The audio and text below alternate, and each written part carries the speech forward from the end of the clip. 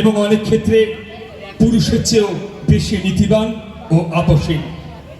তিনি নারীকে প্রেমের আধার, শক্তির রূপ এবং সামাজিক শৃঙ্খল ভাঙার প্রতীক হিসাবে দেখেছেন। শাস্ত্রে বলেছে, মেয়েরা পূজার গৃহদীপ্তায়া, পূজা পাওয়ার যোগ্য।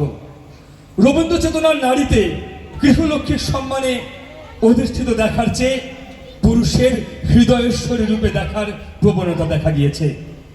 যুগে যুগে কবি সাহিত্যিকেরা নারীকে তাদের কাব্য প্রেরণার অংশ করেছেন, তাদের মধ্যে আপন মানসিকে প্রত্যক্ষ করেছেন। রবীন্দ্রনাথের আগে বাংলা সাহিত্যে সম্ভবত কেউই নারীকে আত্মস্বাতন্ত্র্যে প্রকাশ করেননি। রবীন্দ্রনাথ নারীকে এঁকেছেন সুখে বহুবর্ণা উজ্জ্বল, কখনো দুঃখে সাদা কালো মলিন, কখনো বা ধূসর জীর্ণ। সবটুকু কৃতিত্ব রবীন্দ্রনাথের। তার ভাষাতেই এলাকার প্রত্যেক মহিলাদের প্রতি সম্মান জানিয়ে আজকের আমাদের এই নিবেদন। আমি আপন মনের মাধুরী মিশায়ে তোমারে করেছি রচনা, তুমি আমারই, তুমি আমারই, মম জীবন মরণ বিহারী। হতো আমি নারী, আমি মহীয়সী, আমার সুরে সুর বেঁধেছে জ্যোৎস্না বিনা নিদ্রাবিহীন শশী। আমি নইলে মিথ্যে হতো সন্ধ্যা তারা ওঠা, মিথ্যে হতো কাননে ফুল ফোটা। রবীন্দ্র সৃষ্ট নবজাগরণের নারী চরিত্ররা কেবল মমতাময়ী নয়, তারা ব্যক্তিত্বে স্বাধীন চেতা, প্রগতিশীল। আজও সমাজে যখন নারীদের অবহেলা, বৈষম্য, পরাধীনতার মুখোমুখি হতে হয়, সেখানে রবীন্দ্রনাথের সৃষ্ট নারীরাই হয়ে ওঠে প্রেরণা, হয়ে ওঠে এক নতুন আলো। বধূ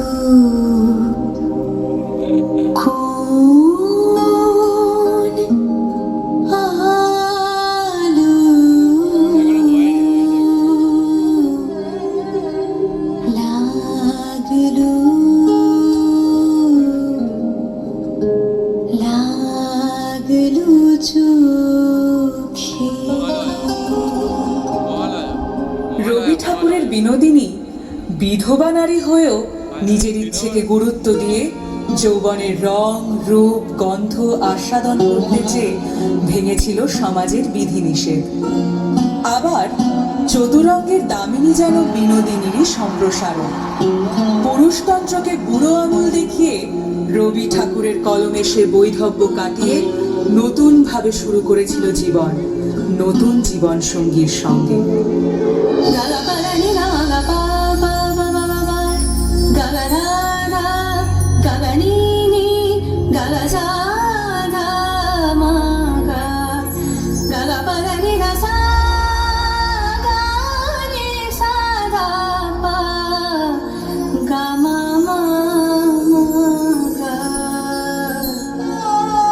শেষের কবিতার লাবণ্য প্রেমকে খুঁজতে চেয়েছিল স্পর্শে নয়, মননে। জীবনের জটিলতার কারণে ভালোবাসা সত্ত্বেও সে তার প্রেম অমিতকে মুক্তি দিয়েছিল। অন্যদিকে চারুলতার ধন, ঐশ্বর্য থাকা সত্ত্বেও পায়নি স্বামীর ভালোবাসা।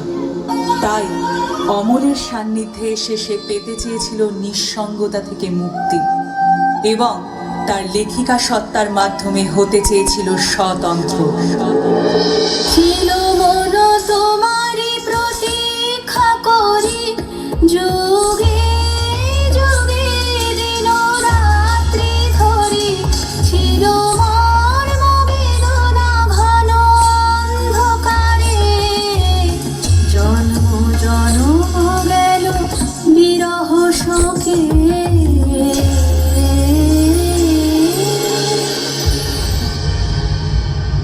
প্রকৃতি সে অস্পৃশ্য, সমাজের চোখে অবহেলিত, কিন্তু তার মধ্যে দিয়ে রবি ঠাকুর প্রকাশ করলেন এক নারীর গভীর আত্মমর্যাদা ও মানবিকতা, যে সামাজিক বিভেদের ঊর্ধ্বে গিয়ে অর্জন করল স্বীকৃতি।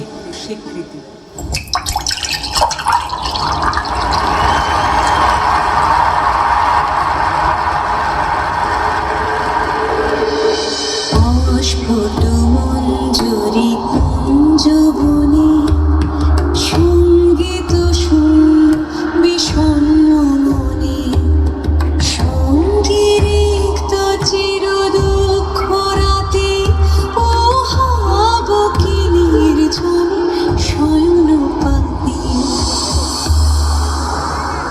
নারী কেবল রূপে আবদ্ধ নয়, বরং তার ব্যক্তিত্ব, সাহস ও শক্তির জন্য পরিচিত।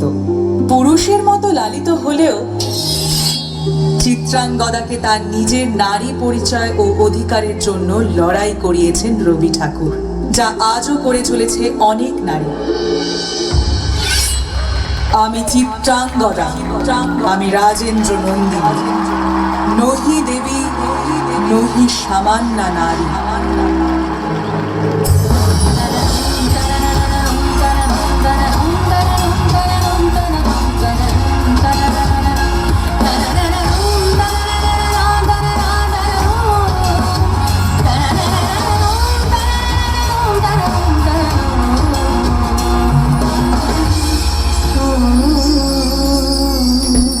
রবি ঠাকুর বুঝিয়েছেন নারী স্বয়ং সিদ্ধা।